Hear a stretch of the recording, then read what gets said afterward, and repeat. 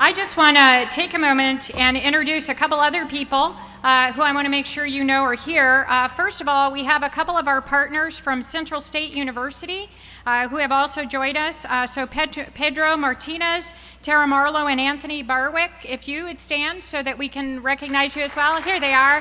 Welcome. We're glad you're here. Yeah, welcome. I also want to make sure and introduce, so you all know, another one of our great leaders like Micah. We've got Steve Speck, who is our CFAES Student Council President here. Steve was in the back. He may have had to run off because he's got a lot of work to do, but Steve, if you're here, if you could stand up too. Looks like he had to run back out. Please go out and buy some soda and water from our great student council while you're here on the grounds and they're raising money. Great. When the congressman came back and sat back down, I said, oh, but you didn't say anything about tariffs, and so I'm going to ask him to come back up to take the stage and talk about that. So please. Thanks, Dean. This came up as I was walking around, and when we came back to the table, the dean said, well, you didn't talk about tariffs. So, as somebody who hates tariffs and believes that tariffs are taxes on consumers, I will tell you that we are working hard to make sure that the tariffs that have been announced, which will ultimately result, if they stay, in countervailing tariffs on agriculture that's already starting to be announced from other countries. We're working hard to make sure that we get to negotiated settlements with a lot of other countries. The deal that was already announced between the European Union and the United States on soybeans, I hope, is the shape of things to come. We also had a deal announced, more comprehensive deal with Mexico that I think is good news. And hopefully these tariffs that are being announced are meant to bring people to the table to negotiate, and we can have negotiated deals, because that's what we all want, is open markets and access to the world.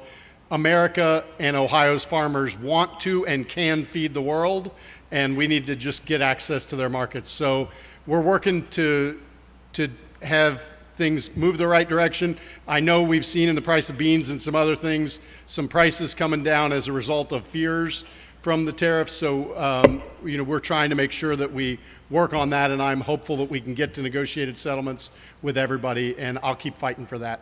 Thanks, everybody. Thanks, Dean.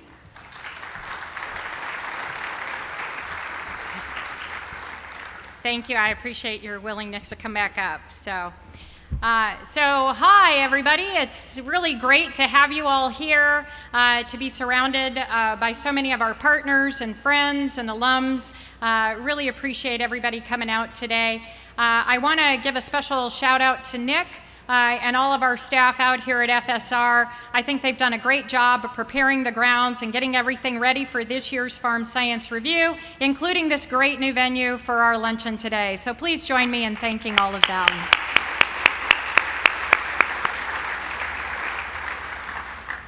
One of the things that I've learned over the course of my career is that most of us don't like change, right? It takes us away from the things that are familiar to us.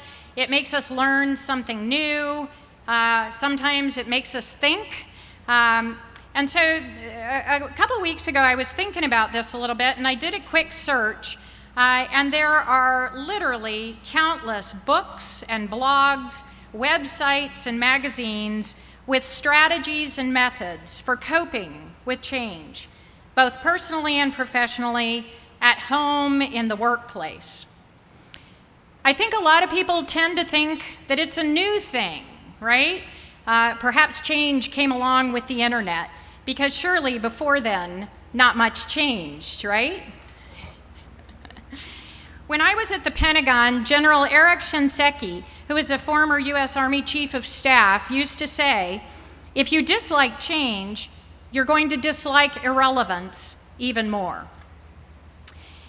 And that really got me thinking about the work that we do as a land-grant university, because the land-grant university was created on the concept of change. Our early educators and researchers, they weren't researching and teaching practices that everyone already knew or were comfortable with, but that they were doing things with new ideas, different techniques, innovative practices. Change is kind of our thing. Our early extension professionals even understood how uncomfortable we adults can get with change, leading to the creation of 4-H, because, well, what we also know is that youth are apparently a bit more willing to be those early adopters than the rest of us are. So I wanted to share with you today a few of the things that we're doing within the college that are all about our change. And the first thing that I'd tell you about is just in thinking about how we transform the college. Our hope is to be more efficient, more effective, and more responsive to the people in Ohio, the region, and the world. And so part of that has been just looking at all of our different departments and the way we're organized and thinking about if there's ways that we can streamline administration into functional units responsible for key actions. And so in doing that, we put together our research focus along with our graduate education, for example. We brought together all of our research and experiment stations, our farms together under one leadership, our Associate Dean for Operations, and we moved Dr. Graham Cochran into that role. Graham's right up here. Thank you, Graham, for taking on that leadership. Yeah. We also found that as we started to work on things that we could really do a little bit better job with developing and supporting systems to improve our internal communications, coordination, and collaboration. After all, we're one college, but we have 3 campuses: our Columbus campus, our Worcester campus, and our statewide campus. Our faculty and staff are spread a third on those 3 campuses, and so being very intentional about how we can even communicate and coordinate is something that needed some attention from us. We also decided it was time to launch some of our planning efforts, and so Dr. Dave Benfield, who's Associate Vice President and Director of the Worcester campus, and Director Chris Boone up at ATI have launched a strategic planning process up at our Worcester campus. And Dave, I know, is here somewhere, and Chris is right over here. So thank you both for your leadership as well. We also overhauled the college budget process, which our finance director, Eric Bodie, who's way in the back there, hey Eric, Eric had a little bit of heartburn every time I walked into his office and said, hey, I think we should do this. But we, I think, then led a very effective budget process, making it much clearer what our resources are and how we could more efficiently be using them in pursuit of our work. We also then served as a pilot for the whole university and launched an IT transformation process for all 3 of our campuses, including our county extension offices. That process has been going really well, although I think that the university IT was a little nervous after they realized the full breadth of our college and what they'd gotten themselves into. But let's just say they've learned a lot in that process. A second place where we really decided we needed to do a lot to change was in refreshing our infrastructure. One of the things that I heard as dean as I went around and talked to people is I had alums who graduated decades ago who said to me things like, you know, Plum Hall was in bad shape when I was there as a student. You know, yeah, you can raise your hand. I know several of you said that to me. And so it became really clear that we had to pay a lot of attention to that. If you were watching the slides that were going earlier, you'll notice in that slide rotation is some information about our footprint and our infrastructure. We have over 11,000 acres that are part of our college and about 850 facilities. That's a lot to keep track of. But one thing's clear, if you don't have a plan to do it, it's likely not going to get done until there's a catastrophe or a crisis. So that's one of the things we've been working on.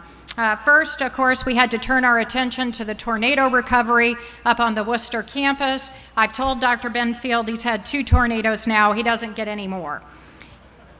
We've also done facility inventories and condition reports so that we have a good handle on what's the condition and what needs to be addressed. If you've been by the Columbus campus lately, I encourage you to come on in and take a look. We've got Tracy Kitchell here, who's chair, there he is back there, of Ag Communications, Education, and Leadership, and they are in a beautifully renovated suite with just state-of-the-art facilities for their students, and we're really happy that it got done by the beginning of the school year. We also have a new leadership suite in Ag Administration as well, and our Director for Government Affairs, Adam Ward, who's right over here, gets to be moved in there along with several of our other leaders, and we're delighted to have a great space for them and the students who work with them. We also just cut a ribbon in Howlett Hall for new labs for entomology and food science, making sure we're upgrading those laboratories. And thanks to our legislators, we'll be starting on the new science building up on the Worcester campus that will replace the 100-year-old Thorne Hall, and we're just delighted to have that. We also want to thank the legislators for the assistance so that we could do lab renovations up on Stone Lab. Obviously, with the work that we do up there on Lake Erie, that continues to be critical for our state, and so we're very happy to be able to do those renovations. Many of you participated as well in our Future of Waterman task force that we were running this year. We really think that the Waterman facility, being a 261-acre farm essentially in the heart of the 14th largest city, has tremendous potential in the future, not just for research and undergraduate education, but also extension and opening it up to the public so they can learn more about where their food comes from and why we do the things we do. So to that end, we had someone who shared our vision, and we want to thank Pat Brundage for her support in allowing us then to be able to do the Kunz-Brundage Franklin County Extension Building. We broke ground for that, and we're anxious to see that go up. So Pat, thank you.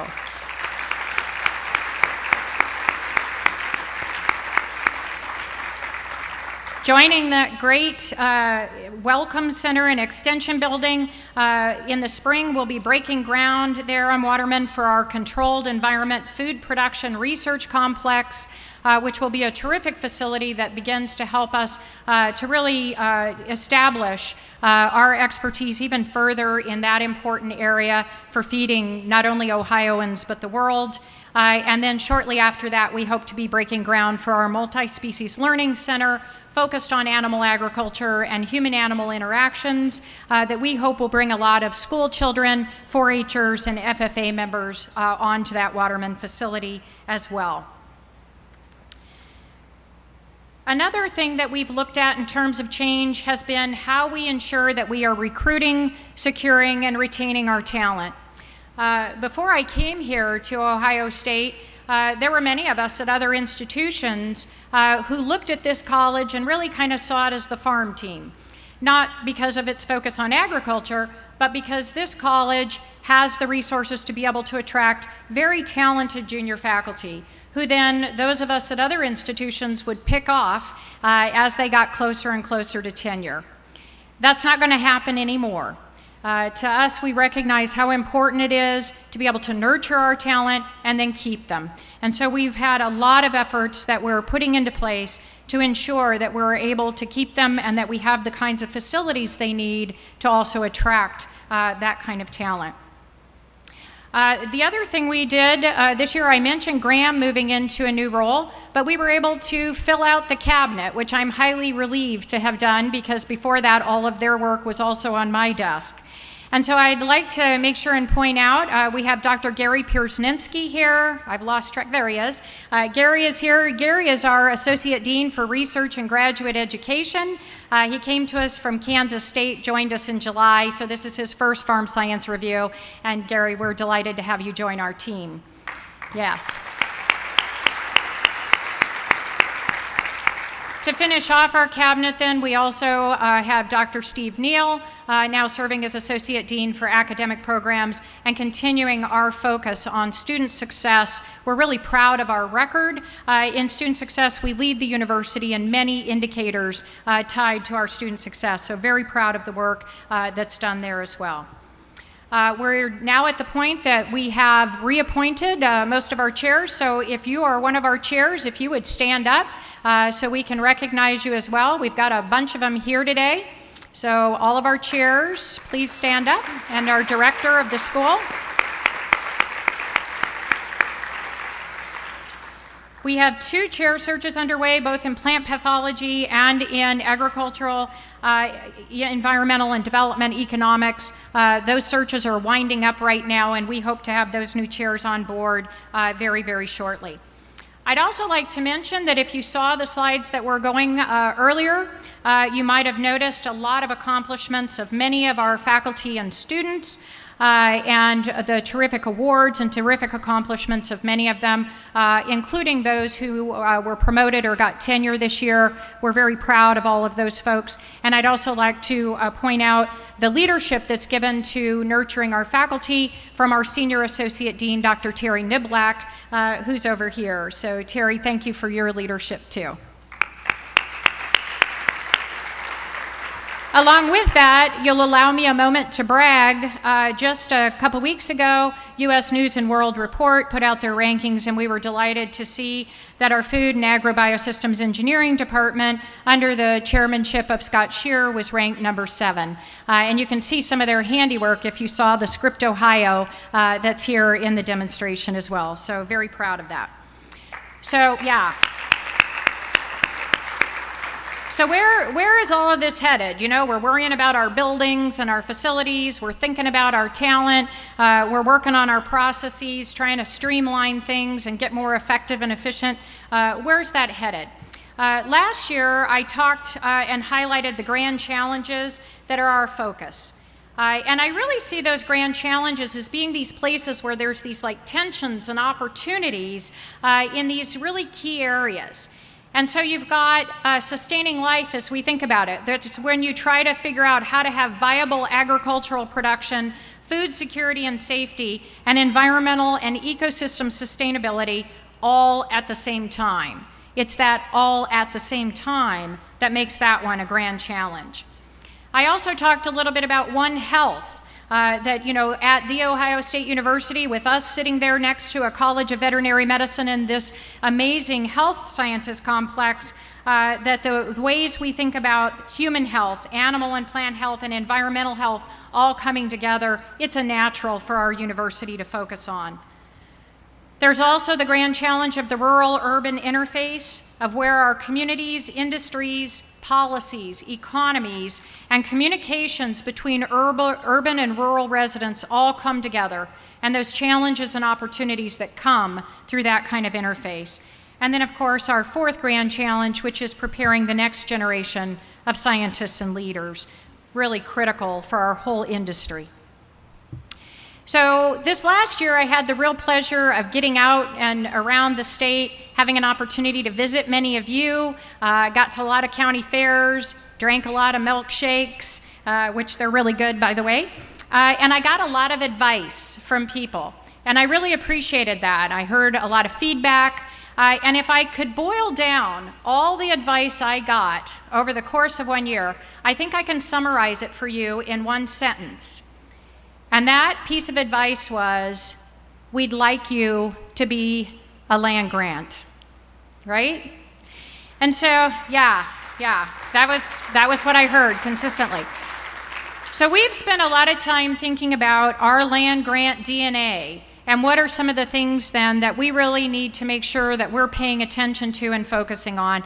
And I'd just like to cover a couple of those things to make sure I'm connecting the dots from the great advice that many of you gave me during the course of this last year. The first part of our DNA is what I call translational research, being able to apply the findings from our science to enhance the knowledge, understanding, decision-making in these big systems. In other words, to just translate our findings into ways that people can use it in practical and meaningful outcomes.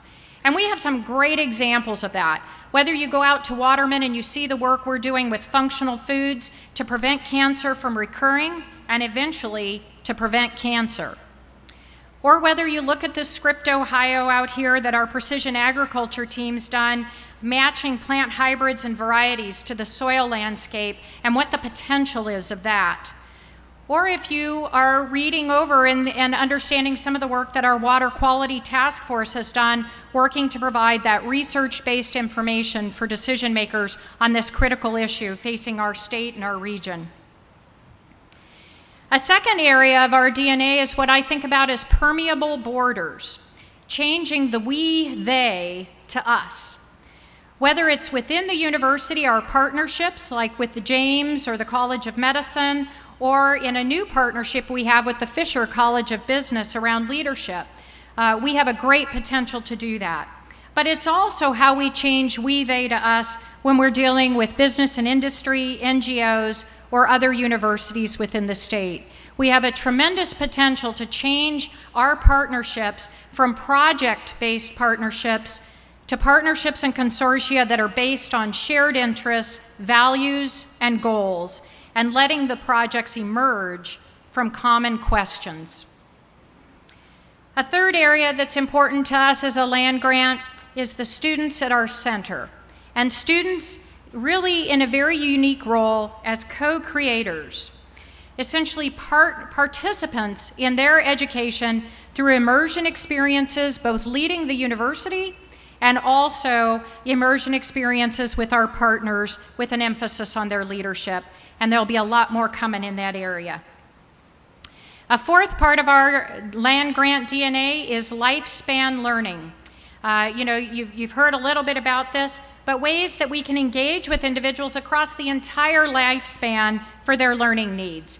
We want to focus on the 4 years that they're with us, but we also are really concerned about the entire lifespan. So whether that's career exploration of K-12 tied to our 4-H program, or providing workshops and professional development throughout their career, or even as people are transitioning into retirement with programs like Master Gardeners and other types of programming and education. And the final part of our land grant DNA is what I call the future perspective, a belief that the future can be better than the past, an investment in action to support our future leaders, scientists, and professionals. I want to thank you all for your support and your engagement with our college. On behalf of our students, on behalf of our faculty and staff, we couldn't do the work that we do if we didn't have all of you right there with us, and we're very appreciative of that. We're one college, we have 3 campuses, we have 3 missions of research, teaching, and extension and outreach. In just a couple of years, we're going to celebrate our sesquicentennial along with the universities. As one of the founding colleges, I like to actually call us the Cornerstone College, not just because we were there at the beginning, but also because I believe our disciplines form the cornerstone of our society, our economy, and life.